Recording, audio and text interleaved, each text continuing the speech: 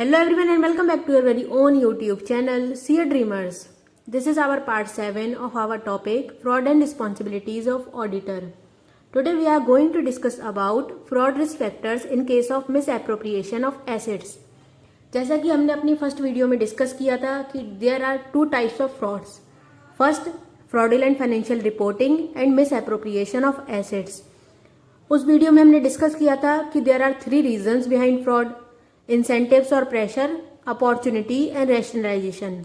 अब हमने अपनी प्रीवियस वीडियोस में misappropriation of fraudulent financial reporting के केस में तीनों रीजंस ऑफ फ्रॉड को डिस्कस कर लिया है. कौन कौन से रीजंस? इंसेंटिव्स और pressure, opportunities and rationalization. Rationalization topic को मैंने कवर नहीं किया है क्योंकि मुझे ऐसा लगता है कि स्टडी में उससे रिलेटेड पॉइंट्स बहुत क्लियर दे रखे हैं, बहुत ही क्लियर एक्सप्लेनेशन प्रोवाइड करी हुई है. फिर भी अगर if you have any doubt regarding that topic you can ask in the comment section. We are always there to help you out with the best of our knowledge. Today we are going to discuss about fraud risk factors in case of misappropriation of asset. तो misappropriation of asset के case में भी 3 risk factors होते हैं: incentives और pressure, opportunities and rationalisation. Without wasting much time let's start our topic. Personal financial obligation में create pressure on management और employees. जो हमारी पर्सनल फाइनेंशियल ऑब्लिगेशंस होती हैं वो मैनेजमेंट के ऊपर या फिर एम्प्लॉयज के ऊपर एक प्रेशर क्रिएट कर सकती हैं, एक प्रेशर डेवलप कर सकती हैं विद एक्सेस टू कैश और अदर एसेट्स. कैश के रिलेशन में या फिर दूसरी जो एसेट्स हैं उनके रिलेशन में susceptible to theft to misappropriate those assets. मतलब कि एक प्रेशर डेवलप कर सकती हैं मैनेजमेंट के ऊपर या एम्प्लॉयज के ऊपर कि वो कैश को या फिर जो दूसरी एसेट्स हैं उनको थेफ्ट करें यानी कि चोरी करें या फिर उन्हें मिस एप्रोप्रिएट करें यानी कि या तो अंडर स्टेटेड एसेट्स दिखाएं या फिर ओवर स्टेटेड एसेट्स दिखाएं. अब जो फ्रॉड है वो ऐसा जरूरी नहीं होता है हर केस में कि एम्प्लॉयज ही करें. कभी कभी मैनेजमेंट भी फ्रॉड कर सकता है. मैनेजमेंट क्यों करेगा ये फ्रॉड? मैनेजमेंट करता है अपनी कंपनी की रेपुटेशन को मेंटेन रखने के लिए, उसको बरकरार रखने के लिए. जैसे कि फॉर एग्जांपल अगर हमारी कंपनी के जो प्रॉफिट मार्जिन्स हैं वो सही नहीं चल रहे हैं या फिर जो लॉसेज हैं वो बहुत ज़्यादा दिख रहे हैं, लगातार नेगेटिव कैश फ्लोज दिख रहे हैं, तो फिर मैनेजमेंट एसेट्स में मिस एप्रोप्रिएशन करता है जिससे कि उसकी कंपनी की जो रेपुटेशन है मार्केट में वो मेंटेन रह सके. तो जरूरी नहीं है कि फ्रॉड हमेशा एम्प्लॉयज ही करें, फ्रॉड मैनेजमेंट भी कर सकता है. और मैनेजमेंट में जरूरी नहीं है कि जो लोग कंपनी के ओनर हैं वही या फिर जो एंटरप्राइज के ओनर हैं वही लोग फ्रॉड कर रहे हैं. मैनेजमेंट में बहुत सारे लोग आते हैं, तो जिन लोगों को अगर इंटरनल कंट्रोल की बहुत अच्छी नॉलेज है वो लोग भी फायदा उठा सकते हैं. उन लोगों को पता है कि इंटरनल कंट्रोल में लूप होल्स कहाँ कहाँ पर हैं. तो अगर किसी को लूप होल्स के बारे में पता है, उसे ये पता है कि इंटरनल कंट्रोल को हम स्किप कैसे कर सकते हैं, उससे हम बच कैसे सकते हैं, तो वो लोग भी ऐसा कर सकते हैं कि वो एसेट्स में मिस एप्रोप्रिएशन करें, चोरी करें या फिर जो दूसरी एसेट्स है उसमें कुछ गड़बड़ करें.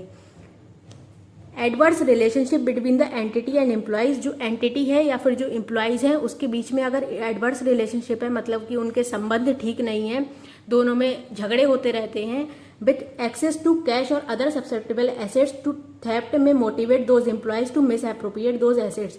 तो अगर मैनेजमेंट और एम्प्लॉयज के बीच में झगड़े होते रहते हैं, उनके रिलेशनशिप अच्छे नहीं है, तो ये चीज़ भी एम्प्लॉयज के ऊपर एक प्रेशर डेवलप कर सकती है, एम्प्लॉयज को उत्सुक कर सकती है कि वो फ्रॉड करें, वो एसेट्स में मिस एप्रोप्रिएशन करें. फॉर एग्जाम्पल एडवर्स रिलेशनशिप में be created by the following. अब जो एडवर्स रिलेशनशिप है, जो गलत रिश्ते हैं, वो किस तरीके से बन सकते हैं उसके पीछे बहुत सारे रीजंस हो सकते हैं. जैसे कि नोन और anticipated future employees lay off. Lay off का क्या मतलब होता है? ले ऑफ का मतलब होता है टेम्परेरी सस्पेंशन या परमानेंट रिटायरमेंट, परमानेंट टर्मिनेशन. मतलब कि नोन है या फिर एंटिसिपेटेड है यानी कि एस्टिमेटेड है कि फ्यूचर में एम्प्लॉयज का ले ऑफ होने वाला है. फ्यूचर में एम्प्लॉयज को ऑर्गेनाइजेशन से ऐसा हो सकता है कि निकाल दिया जाए. क्यों निकाल दिया जाए? बहुत सारे रीजंस हो सकते हैं उसके लिए. जैसे कि ऑर्गेनाइजेशन जो है वो अपना साइज कम करना चाह रही है, तो जो एक्स्ट्रा एम्प्लॉयज होंगे उसको निकाल दिया जाएगा, टर्मिनेट कर दिया जाएगा.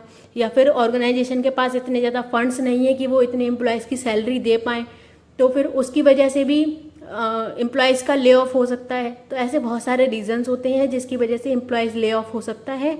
या फिर हो सकता है कि एम्प्लॉयज़ जो ऑर्गेनाइजेशन है वो फ्रेशर्स को मौका देना चाह रही हो, फ्रेशर्स को, न्यू टैलेंट को इन करना चाह रही हो, तो उसकी वजह से भी ले ऑफ हो सकता है। तो अगर एम्प्लॉयज़ को ये पता है कि मैनेजमेंट एम्प्लॉयज़ ले ऑफ करने वाला है, एम्प्लॉयज़ को टर्मिनेट करने वाला है, उसकी वजह से भी एम्प्लॉयज़ के ऊपर प्रेशर हो सकता है कि वो एसेट्स में मिस एप्रोप्रिएशन करें, धोखाधड़ी करें। दूसरा रीज़न क्या हो सकता है, रिसेंट और anticipated changes to employees compensation और बेनिफिट प्लान। जो एम्प्लॉयज़ को हम रेम्यूनरेशन देते हैं, सैलरी देते हैं, अगर हमने उसमें कोई चेंज करा है तो ये चीज़ भी एम्प्लॉयज़ के ऊपर एक प्रेशर क्रिएट करती है कि कल को उनकी सैलरी और ज़्यादा कम ना कर दी जाए, या फिर जो बेनिफिट प्लान है अगर हमने वो कैंसिल कर दिए हैं या फिर रिड्यूस कर दिए हैं। ये सब चीज़ें मैनेजमेंट से जो एम्प्लॉयज़ के रिलेशनशिप हैं उनको एडवर्स मतलब उनको अफेक्ट करती हैं, उनको प्रभाव डालती हैं। तीसरा रीज़न क्या हो सकता है, प्रमोशन, कंपनसेशन और other rewards inconsistent with expectation. मतलब कि एम्प्लॉयज़ की एक एक्सपेक्टेशन थी, एक पार्टिकुलर चीज़ उन्हें पता थी कि हाँ भाई इतना हमें कंपनसेशन मिलेगा या फिर इतना हमें रिवॉर्ड मिलेगा। अब जो मैनेजमेंट ने एक्चुअली उन्हें रिवॉर्ड प्रोवाइड किया या फिर एक्चुअली उन्हें उनका जो प्रमोशन था या फिर उनका जो कंपनसेशन था वो एम्प्लॉयज़ की एक्सपेक्टेशन से बहुत कम था, उससे इनकंसिस्टेंट था। तो ये चीज़ भी एम्प्लॉयज़ के ऊपर एक प्रेशर डेवलप करती है, वो कंपनी में फ्रॉड करें या फिर मिस एप्रोप्रिएशन ऑफ एसेट करें। उसके बाद है अपॉर्चुनिटीज़, यानी कि कब कब एम्प्लॉयज़ के पास या फिर मैनेजमेंट के किसी ऑफिशियल के पास में अपॉर्चुनिटी होती है फ्रॉड करने की।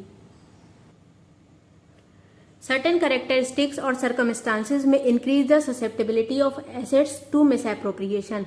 मतलब ऐसी कुछ कैरेक्टरिस्टिक्स हो सकती हैं, ऐसी कुछ चीज़ों के नेचर हो सकते हैं या फिर ऐसे सर्कमस्टांसेस यानी कि ऐसे कारण हो सकते हैं, ऐसी सिचुएशंस हो सकती हैं जो कि इंक्रीज करती हैं पॉसिबिलिटी को कि एसेट्स का मिस एप्रोप्रिएशन किया जाए। अब कौन कौन सी अपॉर्चुनिटी होती हैं, कब कब एम्प्लॉयज़ के पास में मौका होता है कि वो एसेट्स का मिस एप्रोप्रिएशन कर सकें। सबसे पहली चीज़ है large amount of cash on hand और प्रोसेस्ड। मतलब अगर ऑर्गेनाइजेशन अपने हाथ में बहुत ज़्यादा कैश इन हैंड रखती है, अगर ऑर्गेनाइजेशन अपना कैश इन हैंड ज़्यादा रखती है, लार्ज अमाउंट ऑफ कैश को बैंक में डिपॉजिट नहीं करती है, अपने पास रखती है, तो ये चीज़ एम्प्लॉयज़ को एक अपॉर्चुनिटी देता है कि वो कैश में यानी कि एसेट्स में, कैश में मेनली मिस एप्रोप्रिएशन करें, उसमें कुछ चोरी कर सकते हैं वो। Inventory items that are large small in size. अगर इन्वेंट्री हमारी इस तरीके की है जो कि स्मॉल इन साइज है, साइज उसका ज़्यादा लार्ज नहीं है और हाई वैल्यू की है, जैसे कि गोल्ड हो गया तो ये स्मॉल इन साइज हो सकता है और हाई वैल्यू का होता है। ऐसी अगर कोई और ऐसी इस तरीके की इंडस्ट्री में हम काम कर रहे हैं जिसमें इन्वेंट्री का साइज स्मॉल है पर हाई वैल्यू इन्वेंट्री है, तो ये चीज़ भी मिस एप्रोप्रिएशन का कारण बन सकती है। Easily convertible assets such as bearer bond, diamonds और कंप्यूटर चिप्स। अगर कोई ऐसी हमारी इन्वेंट्री है, ऐसी हमारे पास कोई एसेट है जो कि इजीली कन्वर्टेबल है, मतलब उसको बहुत आसानी से कन्वर्ट किया जा सकता है, चाहे आप कैश में कन्वर्ट कर दें या फिर किसी और चीज़ में कन्वर्ट किया जा सकता है, तो ऐसी कौन कौन सी चीज़ें होती हैं, बियरर बॉन्ड, बियरर बॉन्ड है या फिर डायमंड्स हैं या फिर कंप्यूटर चिप्स हैं। कंप्यूटर चिप्स का मतलब होता है इंटीग्रेटेड सर्किट। इंटीग्रेटेड सर्किट मतलब chips that comprise the process and memory units of modern digital computers। जो मॉडर्न डिजिटल कंप्यूटर्स हैं उनकी मेमोरी के लिए, उनकी प्रोसेसिंग के लिए ये चिप्स फॉर्म की जाती हैं, इंटीग्रेटेड सर्किट भी कहते हैं इसको। तो अगर ऐसी चिप्स हैं या फिर ऐसे बियरर बॉन्ड्स हैं, डायमंड्स हैं, ये चीज़ें इजीली कन्वर्टेबल होती हैं, तो ऐसी चीज़ों का मिस एप्रोप्रिएशन भी पॉसिबल होता है।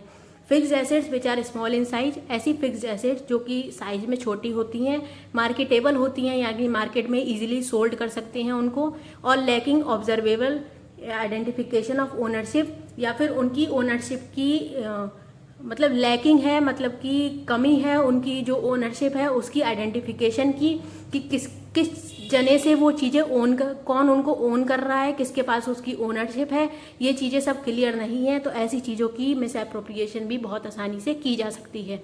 ये कुछ कारण थे जो कि अपॉर्चुनिटी देते हैं मैनेजमेंट को, एम्प्लॉयज़ को कि वो फ्रॉड करें।